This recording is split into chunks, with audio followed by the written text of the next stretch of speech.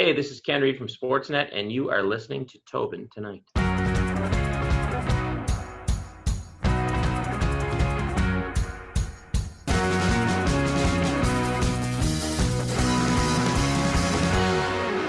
So I grew up here in the East Coast in Newfoundland. You are from Nova Scotia originally, correct? Correct. Pictou, Nova Scotia. Pictou, Nova Scotia. Okay, tell me a little bit about your childhood growing up, because I'm assuming there's going to be a little bit of East Coast ties where the Atlantic. So, if I asked you stuff like, what are you at? Would you know what I'm talking about? Of course. I'm doing all right, Bob. I'm just sitting here in my office in Toronto. So there you go. So tell me a little bit about that. Like, because again, I'm sensing that's like a small town community. Yeah, Pictou's what's going on, right? Okay. You're what he at, and I'm what's going on, boys. That's Pictou. So yeah, small town, awesome. For those people who don't know where Pictou is, it's an hour and a half northeast of Halifax. It's where you take the ferry to Prince Edward Island. I had honestly I had the best childhood you could imagine. I was very lucky. My town was infested with tons of kids my age. It was road hockey, it was baseball, it was golf, it was junior C hockey on Saturday nights and Friday night skating and hockey cards. It was everything you could imagine. Pre-internet was a beautiful world. Put it that way. I agree, and I was going to actually bring up a little bit about that hockey cards, because I know that you have 2 books out about hockey cards. So I'm assuming, like, to someone like myself, I've got a book here, but I'll show it to you, but it's a little bit dated. This is my kind of hockey card collection. Now, I think I stopped in 2008. So some of these cards are passed down from my brothers and whatnot. So there's names in there that I know them now, but as an 8-year-old hearing Tony Amonte, you were like, I don't want a Tony Amonte card. Like, come on. Sure. And then when you get older, you're like, oh, I'm so glad you gave me that card. Yeah, I mean, that was my hockey education, right? When I grew up, there was one NHL game on a week. It was Saturday night. It was the Hockey Night in Canada game. And it started at 8 o'clock back home. And otherwise, you knew the guys' faces from hockey cards and hockey magazines. And when you're 8, 9, 10 years old, 25 cents for a pack of cards is a lot easier than $3.50 for a magazine. So I devoured the things. I wanted to know what the guys looked like. I wanted to know what their stats on the back. The biggest mysteries to me is when I'd see a guy on TV and I didn't know who he was because he didn't have a hockey card. Because back then, not everyone would get them, right? I mean, there'd be 10, 12 cards a team, but it was a great way to get into the game and to appreciate the game. And it was growing up a 12, 14-hour drive from Montreal, the closest rink, having a card of, Guy Lafleur in your hand was the closest you could get to the National Hockey League. I'm sure it was the same way in Newfoundland for kids of my generation. Yeah, it's an interesting story, because I like how you bring up about, again, hockey cards, and you have interesting stories for each kind of hockey card you collect. I think I read some things get exaggerated, but this wasn't coming from Donald Trump, so I assume that this is pretty accurate. Well, there's exaggeration, and then there's outright lying, right? Absolutely. I think I read that you had it was either 5,000 or 50,000 about cards. Yeah, I probably got about 50,000 cards now at least. So baseball and hockey. Where do you put them all? That's what my wife says. Yeah. It's funny, let's see. As a kid, they were just basically everywhere in my room. Then they stayed in my dad's basement for a long time. Now that I've got, now that I'm a man and I have my own room and stuff, I got a room at the house where instead of sheets and linen in one of our giant closets, it's pretty much all hockey cards. So that's where they go. You'd be surprised how many you can jam into a closet. You get the 3,200 count boxes, the 5,000 count boxes. They fit rather neatly, but it still drives my wife crazy. I mean, some people have dust particles all over their houses. I have hockey cards. Just you'll never know where you'll see a hockey or baseball card at my house. Oh, wow. Drives my wife nuts, but she's cool about it. She's smart enough to know that it's a pretty good hobby or vice for a husband to have. I'm not down at the bar drinking all hours of the night anymore. Yeah.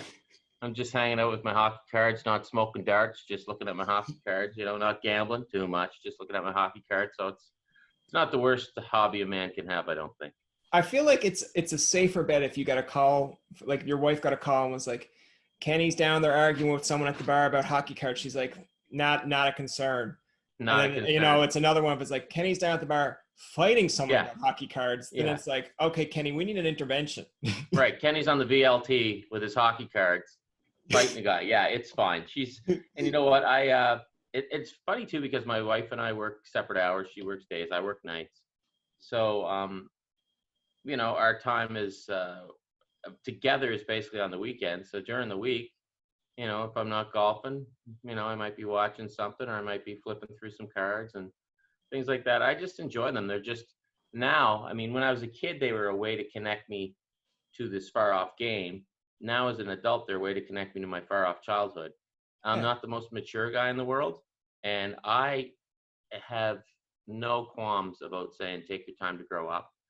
I pay the bills. I got automatic debit. The bills come out. The heating bill comes out. I don't know how it works. I have insurance apparently. I don't really know how that works, but I have my ducks in an order, and I like trying to, have fun. And I think that's lost on a lot of adults these days. Maybe lost on a lot of people in my industry. Just have fun, man. And the cards for me are pretty innocent fun. And I got 2 books out of them, so I made a few bucks off them too. So there you go. Yeah, absolutely. And I like that you have another book about, I believe it's like One Night Only. It's just like the people that just got to the end. Like, I want to ask you, because I think these are original ideas, because, there's a lot of sportscasters that will write books about stories of like who they interviewed, or years later coming out of, this was my first interview with, say, Wayne Gretzky. Sure. This is how it goes. Sure. So what kind of gave you that idea to write a book on that? I didn't want to write a book on myself because I'm not interesting enough. It's not like I'm Ron McLean or I'm a big wheel. I'm just some dude. I'm third line right winger. I'm up and down the wing, pucks in deep, nothing fancy. But I always wanted to write a hockey book. My brother Peter and I devoured hockey books as a kid. Devoured a lot of baseball books too. And when I got to Sportsnet, I had a platform. Like, you're a national anchor all of a sudden. Before I'd worked in local news, and I had a platform, so my name was somewhat known. And I had an idea, and the idea clicked with a publisher, and it worked. Then it clicked with readers, which was amazing. So I really enjoyed writing, and for me, I enjoyed it because I just got to pick the brains of people I wanted to pick, and I had an excuse. Like if you randomly go up to, let's say Eric Lindros on the street, and you go, Eric, tell me about your rookie card. That's kind of strange. But if I just call Eric on the phone, hey, Eric, it's Ken Reid from Sportsnet. Could I ask you a few questions about this? Sure, that's fine. All the guys are very cooperative. Yeah. So I've got an in to do that. So it sounds weird and it sounds selfish, but I kind of did it for me.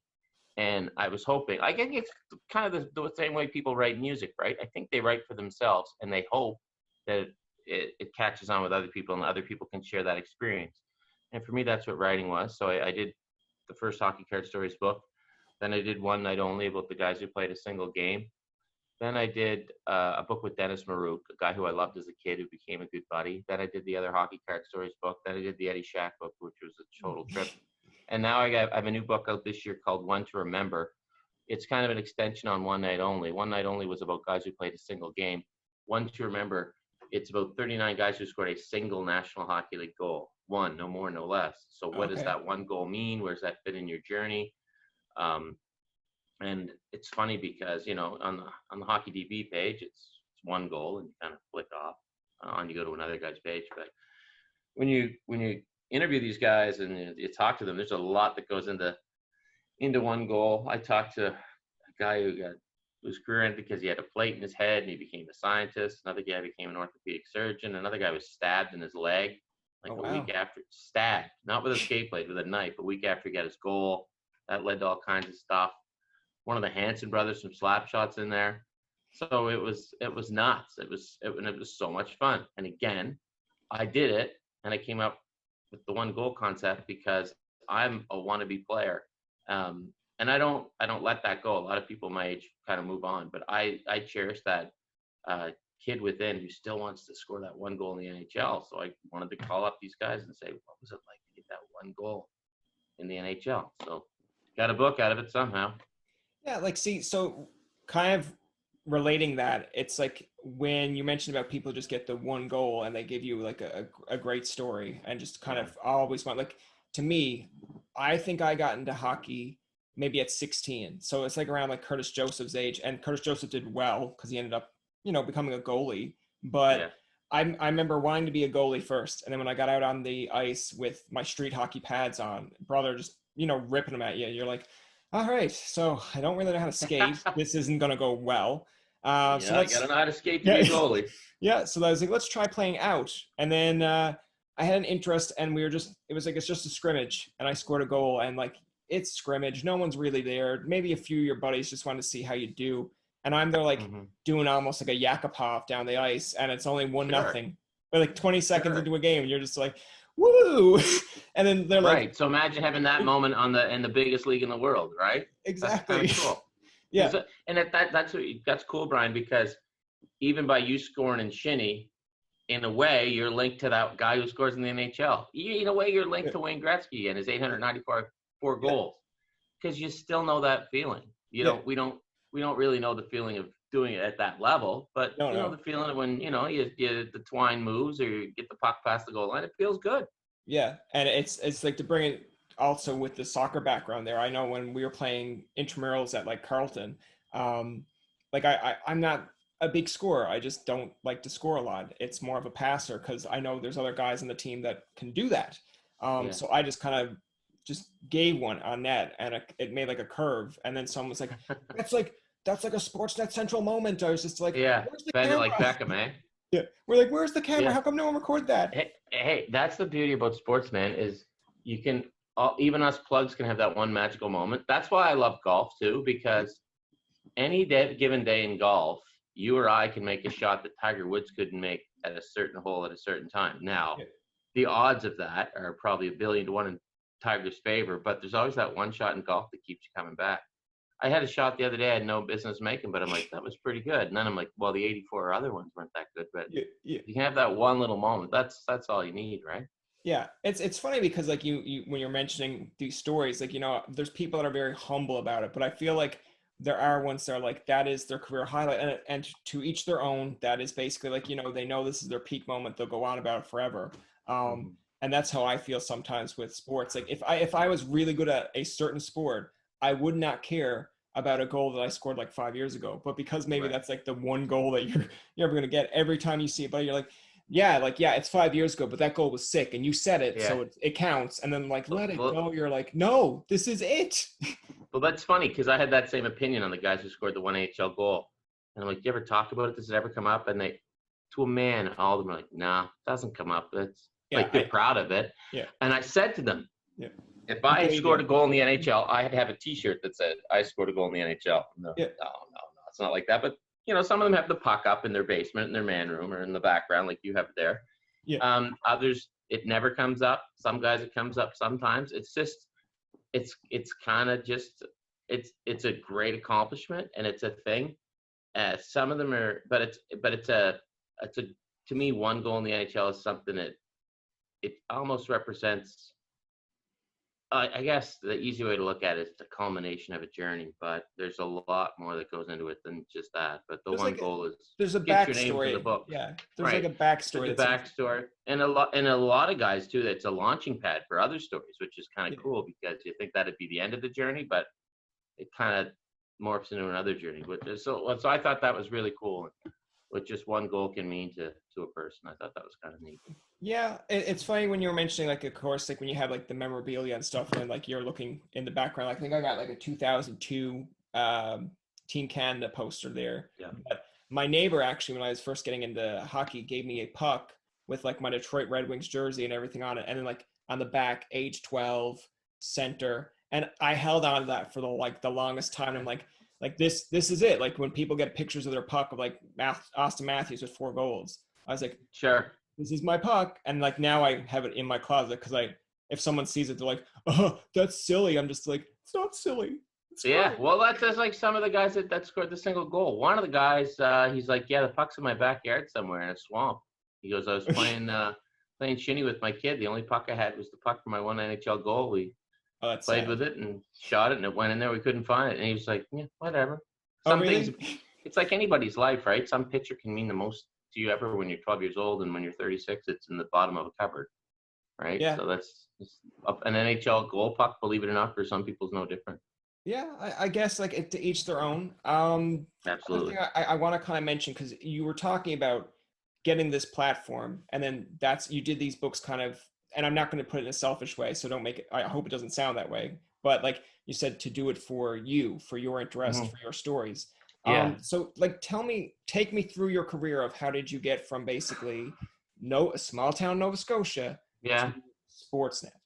So, I mean, I guess I did it in a way that you can't really do it anymore. So I got my degree in journalism, and then I started market hopping. That means I'm going from one town to the other, working my way up. These days, there's so little local sports news on TV, it's hard to do. But what I did was I started at Access Cable 10, Channel 10 in Dartmouth, Nova Scotia. For anybody in Halifax, Dartmouth area, they'll know where that is. So I started as a volunteer doing play-by-play of the Dartmouth Olin Exports. Now, that's Jim Bottomley's old junior 18. They mostly played out of Halifax, but for a few years they played in Dartmouth. So I was their play-by-play guy on Channel 10.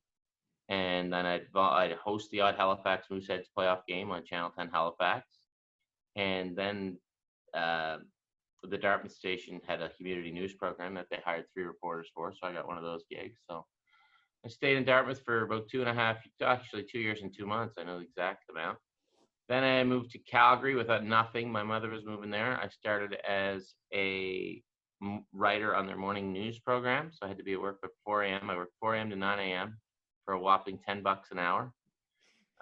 Bringing in the cash, bringing in the yeah, money. bud, paying the dues.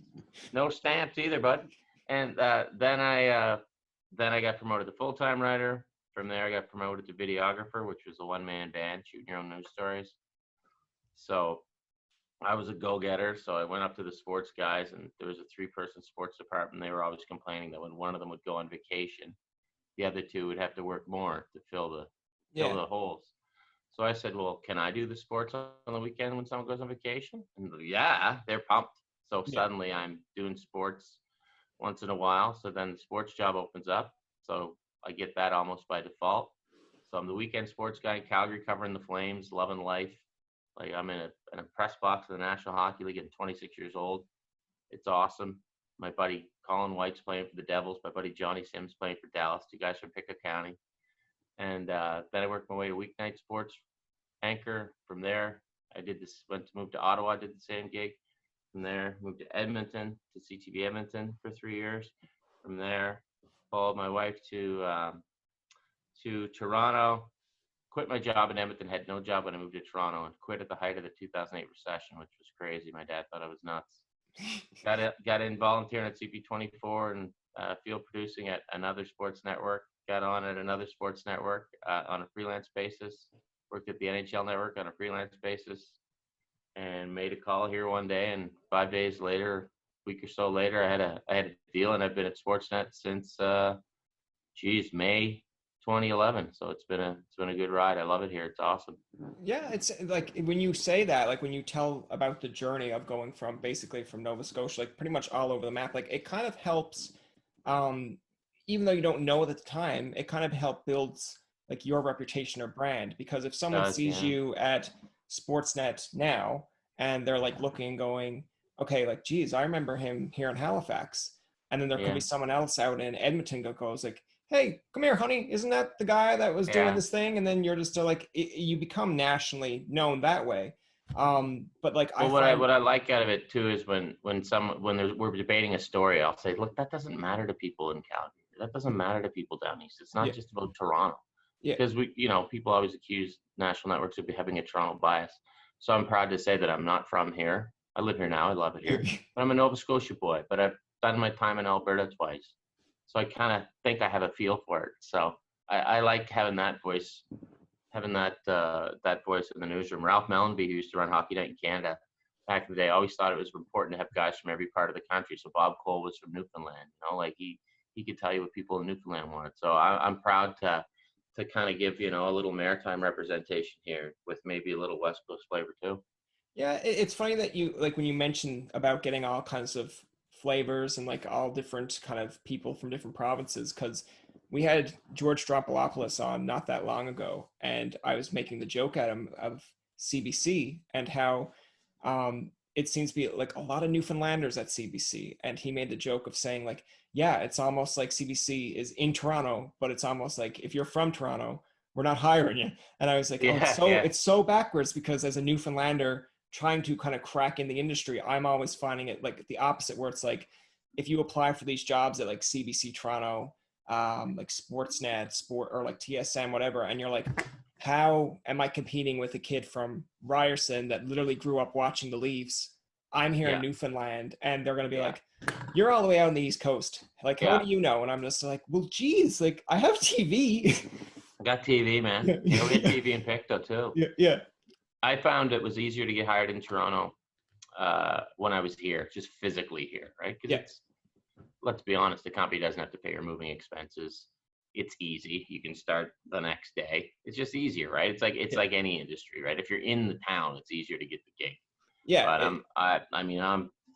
I'm probably I'm beyond proud from being from Nova Scotia, to the point it probably annoys the living hell out of a lot of people. But it's who I am, right? I don't have any tattoos, so I'll brag about it with my words. So that's how I kind of roll. It took me a while to get to Toronto. Like, I mean, I didn't get a full-time gig at a national, I guess, sports network until I was, mid-30s. So then there's like a boy wonder like Kyle Bukauskas, who's like the world's greatest kid, world's greatest reporter. We had to put him on the air at 19. He was so good. But I was so immature at that age, I couldn't have done what he did. So everything happens for a reason. I believe everything happens when it's supposed to happen. So for me, I think I got here at the right time. And I think sometimes it comes with like a little bit of your skill and luck, because I believe in Kyle's case. Now, again, I don't want to put words out there or make it sound like wrong, because this is not researched here. But like, I remember when I was at Loyalist and doing a little bit of research at that extent, it was like at that time, Sportsnet was looking like they were getting the hockey rights. I believe the teacher that was teaching Kyle like kind of put in a good word for him at Rogers, because there was like some relationship there. And, again, he knows his craft, but like that's kind of helped. I can tell you that the first day he's in the newsroom, I'm like, who's this kid in the suit? I'm going to talk to this kid. He dressed for the job he wanted. He was so polite. He's still so polite. He's such a nice guy, and he's so damn good. And I know our old boss said he looked young, but I had to put him on, and he's so good. He's so polished. He's such a nice young guy, and he deserves everything he has. I'm so proud of him. Like, I look at him like I'm his, I don't know, older uncle or something like that.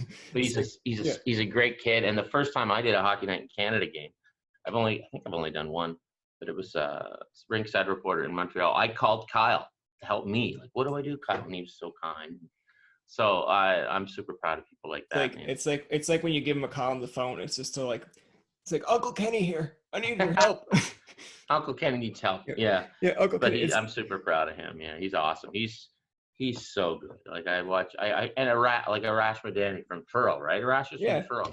He's so good. So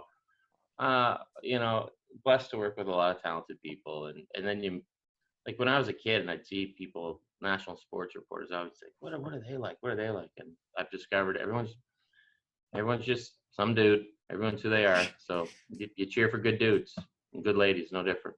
It sounds like it's like in my mind when you mentioned about calling up Kyle for help, I'm just imagining in my mind, like I grew up with like 80s and 90s sitcoms, so I can just imagine like the phone call being like a Danny Tanner and an Uncle Jesse. Yeah. It was like, you got this. Don't let them tell you any other. And then the music. That's all it was. That's all it was. Yeah, that's all it was. It was total 80s, 90s sitcom moment. Yeah. Yeah. It was funny. The music comes in the background. It's like, I love you too, Kyle. Bye, Kyle. Yeah. He was cool. But like the other thing I want to mention, of course, about the East Coast, because now when you're hosting with like, Ivanka, are there times that you will say something and, just your modern slang when you go to a highlight, and then, when they go to break, she's like, what was that? Like, what happened there? With Ivanka, no, she totally gets me now, right? We're like bosom buddies. We've been together for 9 years. So she came to the Pictou Lobster panel. She's been to my mom's house in Pictou, cracking lobsters. She gets it now. Yeah. I think, I say stuff with other anchors, and like I'm also one of our older guys, right? So I'll make a WKRP reference. They won't know what the hell I'm talking about, but then I'll reiterate on the air what I'm talking about. But I think I probably go off script more than anybody on our desk, which is just the way I am. Yeah. It's more fun that way. Ivanka and I never rehearse, it is what it is. It's spontaneous. We literally get the highlights cold, which means so we're on at 10 o'clock local time here. So all the games are still going or just wrapping up. So the highlights are literally printed off and you read them and rip them and read them. And it's fun. It's very spontaneous. It's got a nice live element to them. But no, Ivanka is a big Pictou fan, man. She knows all the boys down there, all the guys, all the girls. Loves my mom. Came to the Pictou Lobster Carnival, so she totally gets it. But what I always ask her is, I don't know if I have a maritime accent or not. I assume I do. People tell me I do, but I don't think I do. But I think most people from home don't think they have one, but they do. So I guess I fall into that category. It's funny because when you're talking about like the accent, it's like I'll have people, because where I've spent my university days at Ottawa, and my story is the first day I go into a big lecture hall, 300 students. I was just walking the hallways, being, friendly, chirpy. What are you at? Yeah. Like they look at you like, and I'm like, it means what's up? They're like, I'm going to class. I'm like, that's not, no. And then you get into lecture hall, and I think I said to a professor, which luckily was from Nova Scotia, I said like, what does this all mean? Like, what are you at with this? Like, what's time to go? Yeah. And then I said Miss, and I said, Miss has got her hand in the front raised. And then this poor student that was like exchanged, maybe came over from, I don't know, just say Korea or China. And then she's like, she raised her hand. She's like, yeah, I understand everything that you're saying, but that student in the back, what does Mrs. mean? And then I was like, 300 students just turn around looking at you as if to go, teacher, you're from Newfoundland, aren't you? And I was like, exit. Right. Yeah. I remember in when I was in Calgary and I was a videographer, I had to do a story on some baby marmots at the Calgary Zoo, and the story airs, and everybody in the newsroom's in tears. I'm like, what? And like, say marmot. I'm like, marmot, because I still had my maritime accent was still really strong. Marmot. So everyone thought it was hilarious. I was saying marmot. So I put a couple schoon dogs in me when I'm back home in Pictou County. It really comes out, but for the most part, I'm fine with it. You are who you are, right? It's funny just to like kind of learn things on the fly, because it's like, I'm sure when you're like that story about the marmot there, it's like, when I was doing traffic, I was pronouncing, I think it's like a highway in Toronto, and whatever way I was saying it, I was going like highway 613, and they're like, and they're like, you mean 613? I'm like, what was wrong with how I was saying it? 600, and they're like, no. Right. And there's a street that on the university where Carleton's too, it's called Colonel By, but it's spelled colonial. So I was telling people, I am lost. Can you show me where Colonial By is? And they'd be like, where are you from? I'm like, Newfoundland. They're like, you get a pass, but don't ever call it Colonial By again. It's true. And it's funny too, because traffic and weather, right? That's the ultimate sensitive gig, right? You have to have all the pronunciations down. Yeah. Right for that. Oh my God, mispronounce a hockey name or a football name or a basketball or a baseball name on TV.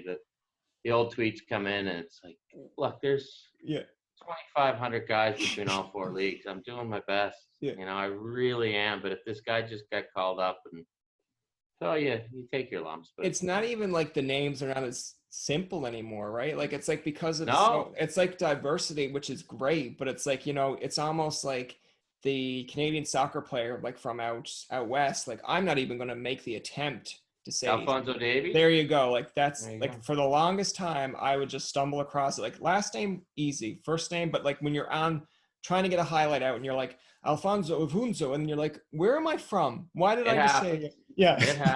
It happens. But all you do is you laugh at yourself and you move on. I was working at the NHL Network, doing a gig once, doing NHL on the fly, and it's just madness. It's 6 hours of live TV, and I was working with Craig Button, and I screwed up, and I was mad. Craig said, "Did you make a mistake?" I said, "Yeah." He goes, "Is it done?" I said, "Yeah." He goes, "Move on." And that's kind of stuck with me. Did you make a mistake? Yeah. Did you mean to? No. Then move on. And that's really stuck with me. Yeah. Craig Button, wonderful human being.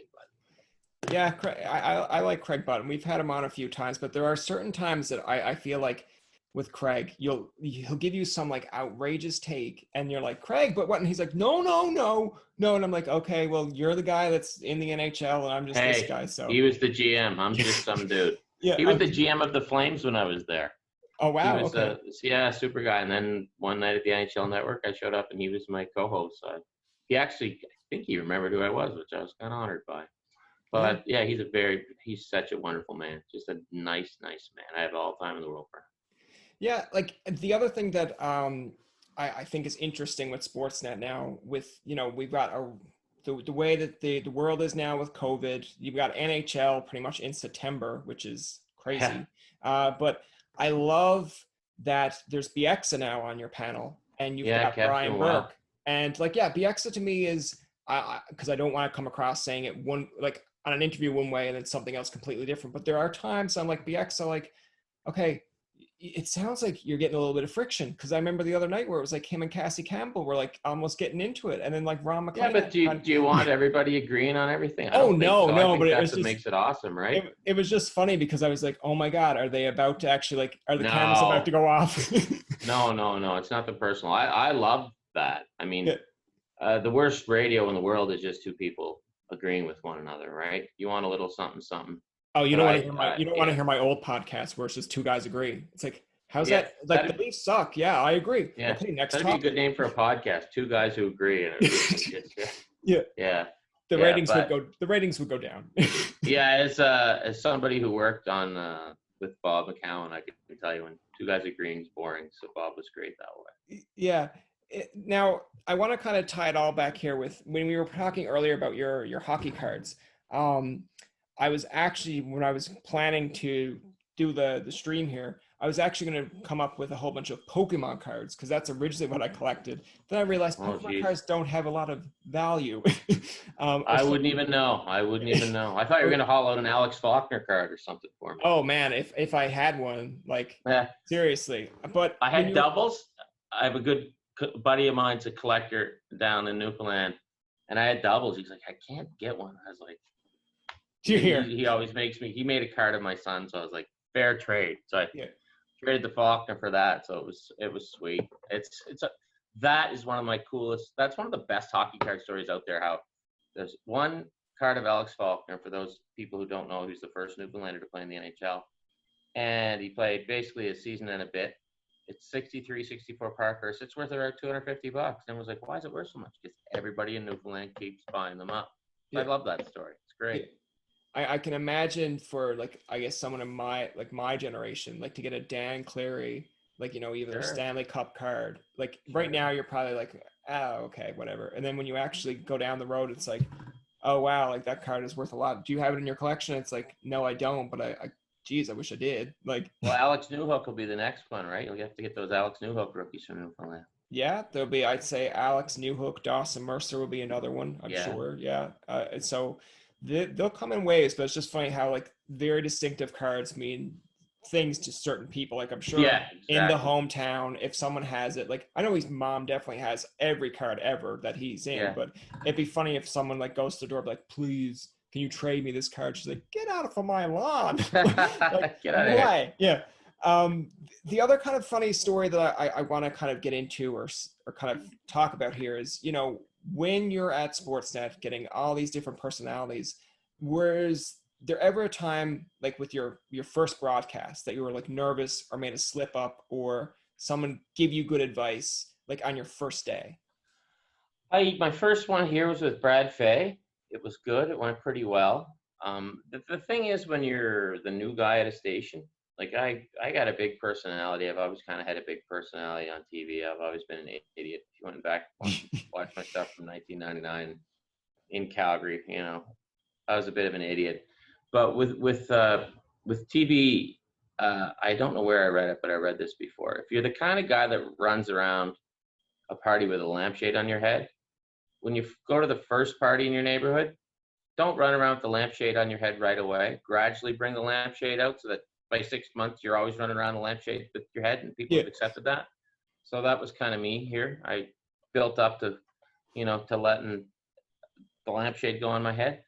But yeah, like, I mean, Ivanka and I are bailing each other out all the time, right? Like, I'm notorious for not reading my emails at work. So she'll call me. She'll say, we're on tonight. I'm like, well, I'm on the 14th hole, So she bails me out all the time. We, as I mentioned, our highlights are coming out cold all the time. So we're often, grabbing scripts for one another, throwing them across the desk, things like that. But knock on tabletop, I haven't had any really bad mistakes on Sportsnet. Some nights I maybe give it to some teams a little too hard. Yeah. Maybe I should calm her down just a bit. But nothing, I don't think, cringeworthy. I'm sure some viewers hate me and think I suck, and they cringe at me every night. But I don't know. Nothing too wild, I don't think. I hope not, anyway.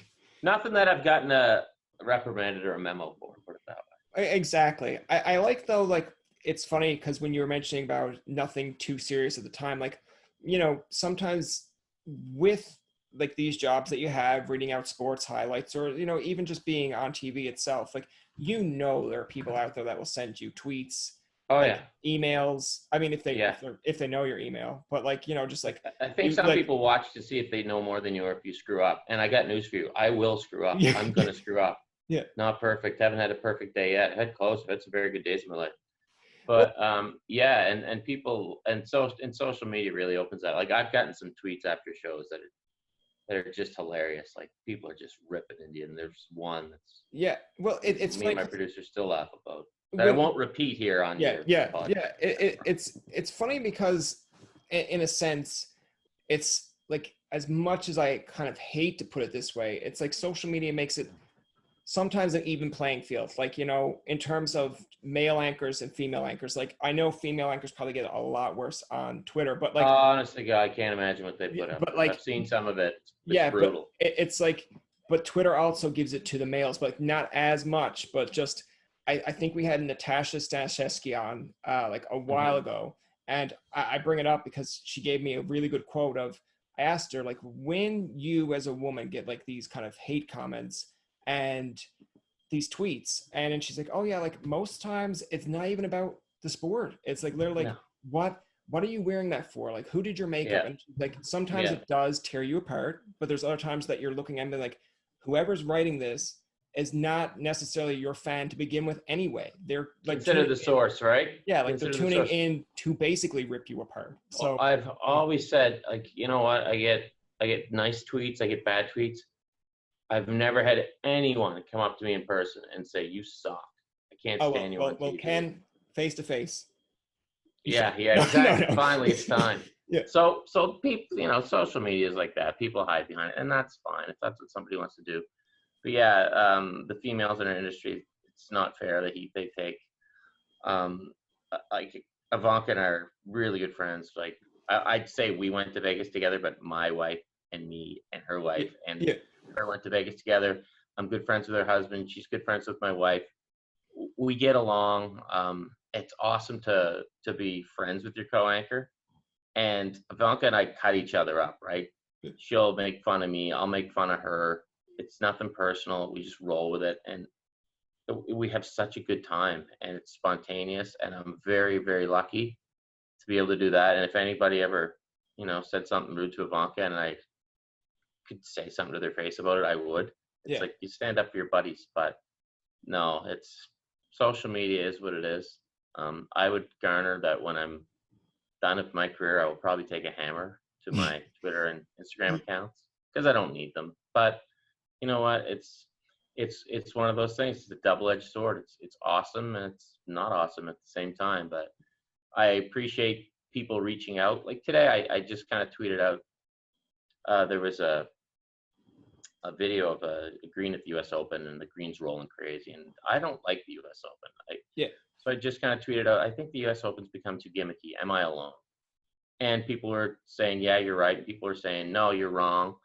And I was liking the comments, whether it was yes or no. And everyone that said they were wrong, I liked it because no one said, you're a moron, Kenny. They just disagreed. And we're totally allowed to disagree. I think that's awesome that we disagree. If we agreed on everything, we'd be boring, right? Yeah. But I think sometimes, and it's funny with social media on our show, oftentimes you get the worst messages when so at Sportsnet, we're lucky we have so many live events. So Sportsnet Central, my show always follows a live event. So if the Raptors lose and I come on, I open it up after the show and it's just, you suck, you suck, you suck. If the Raptors win, there's nothing. The Jays lose, you suck, you suck, you suck. Jays win, there's nothing. Same, like, so fans almost take out their venom on them. Like, don't shoot the messenger, right? They take out their venom on the messenger sometimes, which is fine. Yeah. I don't, it comes with the territory. It's part of the gig.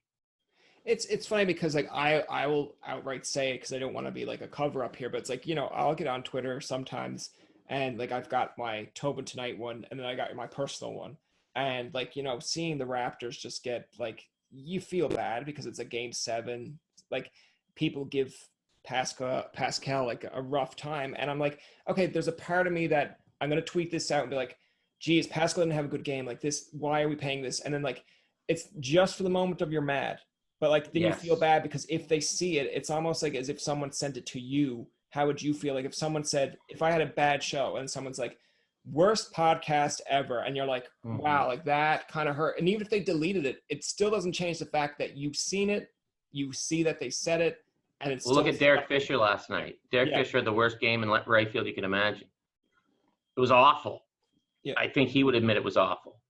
I think it's okay to say awful performance by Derek Fisher. That's cool. But it's when people attack the person that I don't like. Pascal Siakam had a bad playoffs. Yeah. He had a horrible game 7. Pascal, that's fine. Don't attack the person.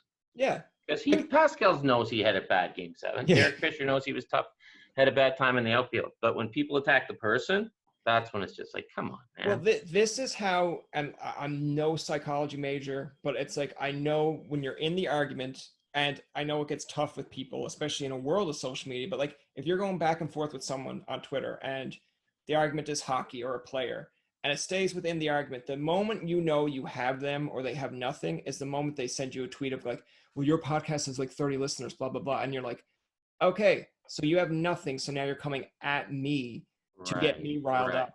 And it's like, I'm not playing the game.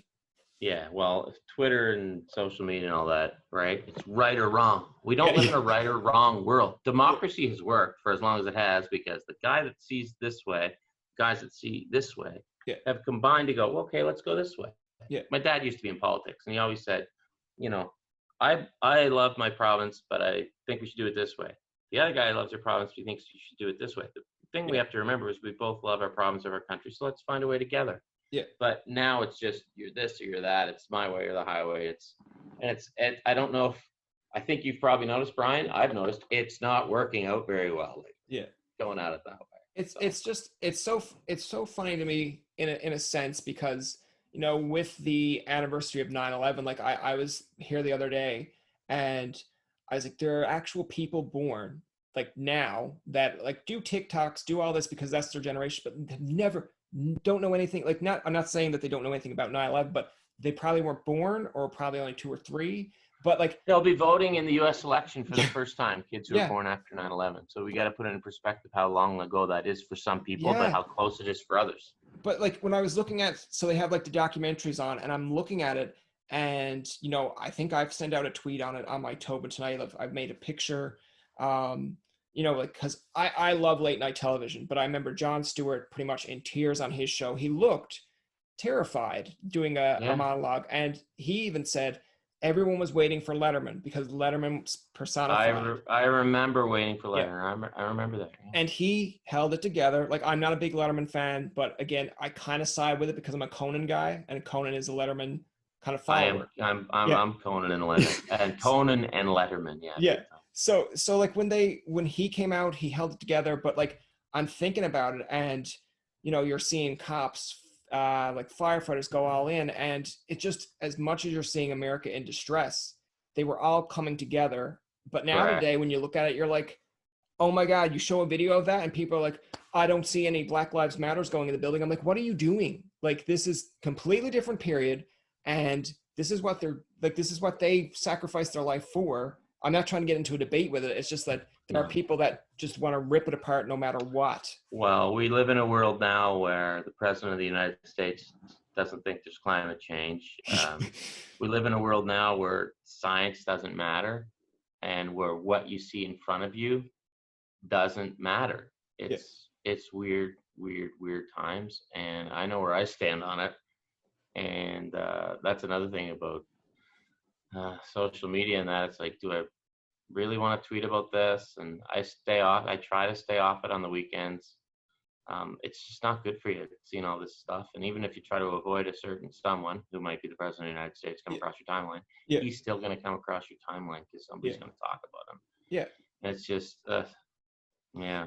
It's just like I try now with my Twitter, like, you know, it used to be as soon as something happened, instant reaction, and that's, I think, the curse of it is that you have it It at is. your fingertips. So now it's Well, it's almost like email, right? We learned yeah. on email not to email right away, so now you should learn not to tweet right away. Yeah, so it's like you take your time, but I find now with knowing from being in the media field now for, you know, I graduated with a communications degree, but knowing just doing the podcast, learning on the fly, which I think is interesting perspective to learn. Like when you do internships, this is kind of my way of learning things. But like, Yeah. you know, when you read, people get these hate emails. You're like, okay, like that sucks for them. Like, how can I maybe, you know, maybe I'm the one 2 years ago that could have sent them a bad message. I'm like, okay, let's try to right a wrong here. So I think with Caroline, now watching her when they were doing the bubble kind of in Toronto, like I don't see the mean tweets. Obviously, she's not retweeting a mean tweet, but I was like, oh, it's like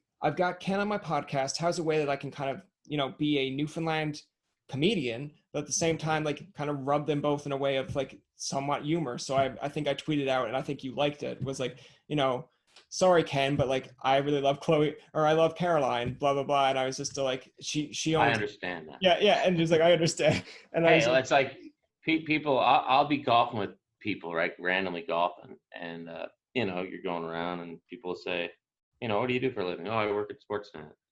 Okay, what do you do there? I go, do you ever watch Sportsnet Central with Ivanka? Oh yeah, I watch Ivanka all the time. I'm like, I'm the guy beside her. So, yeah. you know, I get it. Yeah, I saw a good sign today outside of a bookstore. When the options are being mean or being kind, choose kind. And I think the world needs to start choosing kind a little bit. It's just but this is like the dynamic where I kind of get it, because like if you're always kind to people, and I know Conan kind of said, like, you know, if you work hard and you're kind, amazing things will happen, which is probably true. It's just like kindness doesn't get immediate reaction. Like you can come doesn't. Well, smiles do. Smiles are contagious. But if you can come into work every day, Ken, and if I was like an intern here and I was like, Ken, nice suit, great outfit, love your shoes, blah, blah, you're just like, thanks. And then the very day I come in and go, Ken, what the fuck was with the haircut? And then you're just like, why is that intern tripping me? Like, I want him gone. And I'm like, but there's 80 other times I commented on you, but this. I don't have that power, by the way, to get rid of interns. Oh, well, that's too bad. My pen flip. Yeah. There's my pen flip. Yeah, there, your pen flip. Yeah. No, I'm not that powerful. But yeah, I'm a firm believer in just be nice to people. I'm a mother of God. But that's a East Coast thing maybe for us. Like, I'll be honest, I'll be in golf tournaments up here. I'll get paired up with people at a best ball or something. And, hey, what's going on? They're like, nothing. Yeah, I'm like, what? I'm not out to hurt you. Yeah. Like, they just don't get it the way we get it, right? Yeah. Like, like when I went to Newfoundland for Scotiabank Hockey Day in Canada, in Corner Brook, it was awesome, man. I was like in heaven. These are my people, right? Just, it's awesome, man. I go to St. John's for Heart and Stroke every year. I end up in Terry Ryan's basement with his old man, and it's a blast. I just love I love talking. I'm sure you're the same way. We're here. Yeah. I love being social. I love putting the phone down, having a conversation, and I just try to be nice and try to listen, I guess. It's funny because when you were talking about just like that's I think it is very East Coast because and this goes to show you two different dynamics, because when I went to Munn for I think 2 years and then Carleton for 3, but two different dynamics, and I find it funny. I find it funny because the exact same situation happened in both, and it kind of goes hand in hand with what you were saying. Is I had a person in my class, didn't know me, but I overheard them say, "Oh man, we got this paper due." And I was like, oh, I'm about to head in to pass mine in. Like I've got like an hour off. You clearly look like you got something to do. Do you want me to hand in your paper for you? And they just not even hesitate. Don't know my name. Just heard that I was in the class. Here you go. 3,000 students. They're going to trust me. But we go into Carleton. You're in a class of 20 odd people. Guy that I know for about like 3 or 4 months because we chatted every day. I was like, Jay, I'm going and handing my paper. You got another class. Do you want me to hand? Why do you want my paper for? I'm like, dude, mine is right here. I'm not copying it. Hand it to me. He's like, no, that's okay. I'll like take the 10% late mark. I'm like, why are you? What's going on up here? What's going on up here? I was walking up the street today, and this poor lady's walking. She has her baby in a cradle in one arm. She's on the phone. She's got her car keys, and she's trying to do something. I said, excuse me, can I help you? No. Like she was in shock. I don't blame her for being in shock. If some strange dude asked to help me in Toronto, I might be the same. But if that was home, oh God, thank you. And I get it. You're in a big city, I get it. But it's different. And it's like the example of the How I Met Your Mother, like Marshall Erickson effect, where they kind of call him out in episodes like, you don't live in Little Minnesota anymore. Like you can't do this in New York. And I'm just like, yeah, why not? True. Why not? Yeah, you can. I try to. I really try to. Yeah. But it's funny the reactions you get. Like people are just kind of taken aback. Yeah. So what? It's just they don't get it. And I'm like, you know what? I'm gonna keep doing it because that's how I roll. So if you don't like me saying hi to you and how are you, and whatever, not my problem. You know. Now, see, you were talking about the accent. I can see the accent there when you said you, but it's the same way as when I'm on the phone and someone will say, for the first whole year doing a podcast, this is hilarious. It's called Tobin Tonight, but when it comes off, I used to say Tobin Tonight, and they're like, where's the Tobin Tonight? Tobin Tonight, Tobin Tonight, and they're like, what are you doing? The last thing here to finish it off, Ken, is we usually play a little bit of game with whoever we have on as a guest. I like games. That's good. It's a game of How Canadian. So we've played it with like Splash and Boots, Sarah Nurse. I love Sarah Nurse. I love Sarah Nurse. And I'll Splash and Boots because of my kids. Sarah Nurse gave the good example of it's basically giving a very Canadian story, and hers was I slashed a U.S. hockey player and then apologized to the ref. How Canadian. That's very Canadian. It is very Canadian. Yeah. So in keeping all this in mind, and being an East Coaster, you have to have a very good How Canadian story. Or maybe even How East, or you could even go How Atlantic Canadian. Okay. All right. Let me think. I'm trying to think if I've ever, let me think. I guess How East Coast would be when Ivanka and her husband came to pick the lobster carnival, right? Okay, this is How East Coast. Ivanka and her husband came to pick the lobster carnival. Well, now I got one. And so we go visit my buddy Charlie Landry. He's my buddy Scott's father. So Charlie's 75, 80 years old. So we're walking up the road. I say, we'll cut through this yard. And we'll go to Charlie. No, you can't cut through the yard. I go, yeah, it's my buddy Craig. Don't worry about it. We'll cut through the yard. So we go down. We see Charlie. We have a couple beers. Charlie's loving it. So then to get back to the road, we cut through Craig's yard again. And I'm like, geez, I could use another beer. And Ivanka's like, me too. I'm like, well, let's get a couple from Craig's here. She's like, what? So I just walk in his pool house, take a couple of beer. She's like, you can't do that. I'm like, it's my buddy Craig. It's not a problem. Yeah. And then someone yells out, is that you, Kenny, down at Craig's? I'm like, yeah, it is. They're like, how's it going? I'm like, just stop getting a couple beer. And so then the next day we go to Craig's house and Ivanka's like, did you know Kenny took beer from your house, Craig? He's like, that's what it's there for. So there you go. How Atlantic Canadian. Yeah. No, I like and that. I put enough beer in Craig's fridge. He doesn't have to worry about it anyway. Plus, he's a rich lawyer. Yeah, fair enough. You know, how Atlantic Canadian would be going in Pictou to walk downtown and not using the street, just cutting through yards the whole way down. You know, that's pretty Canadian, I guess. I don't know if that's the best How Canadian or How Atlantic Canadian story. No. That's all I get off the top of my head. I like your two stories because I'm going to tie them in. A lot of the ones that people give me right off the hop, and I like that yours was different because it's, again, Atlantic Canadian. Yes. But people will give you the example of when you go into a Tim Hortons or a Walmart and someone opens the door and then they force the other person to kind of run because it's like you held it too long. It feels like a very Canadian rule where it's like, he's 5 meters away. What are you doing? That's right. That's right. And they have to sprint to get the door. Yeah. And then it's like the apology. I'm so sorry. It's like, no, it's okay. I was on my way anyway. It's like, but you made me run, but I had to, like, I'm glad you gave me that jog. You're like, there should be a rule in Canada where it's like, yo, he's not 5 meters. It's 3 meters. They use the social distancing tape outside the stores now, right? If he's not within the social distancing tape, you don't hold the door. Yeah. That'll work.